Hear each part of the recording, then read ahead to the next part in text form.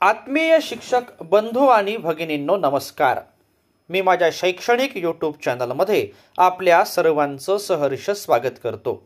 आज आपण भारताच्या राजपत्रामध्ये एक शिक्षण विभागाच्या संदर्भात प्रसिद्ध झालेली महत्त्वाची अधिसूचना जाणून घेणार आहोत।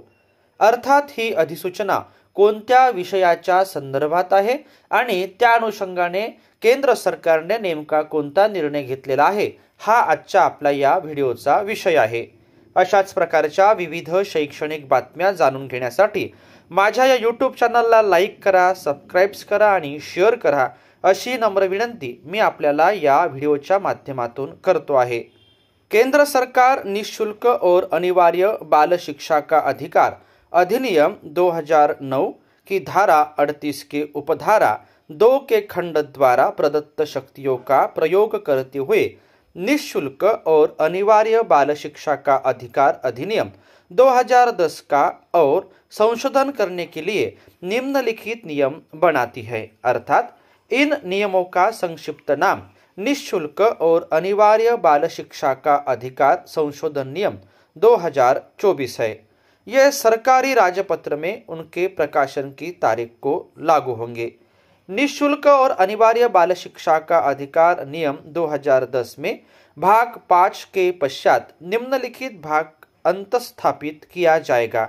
अर्थात भाग 5 क कतिपय मामलों में परीक्षा और रोका जाना, रीति और शर्तों जिनके अध्यक्षीयन किसी बालक को रोका जा सकता है। प्रत्येक शैक्षणिक वर्ष के अंत पर 5वीं कक्षा और 8वीं कक्षा में नियमित परीक्षा होगी।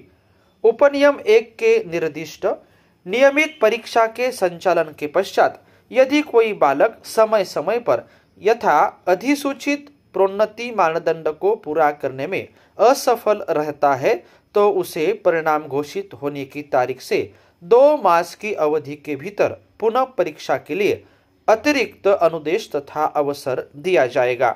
यदि उपनियम 2 के निर्दिष्ट पुनः परीक्षा में उपस्थित होने वाला बालक प्रोन्नति के मानदंड को पूरा करने में पुनः असफल रहता है, यथास्थिति 5वीं कक्षा या 8वीं कक्षा में रोक दिया जाएगा।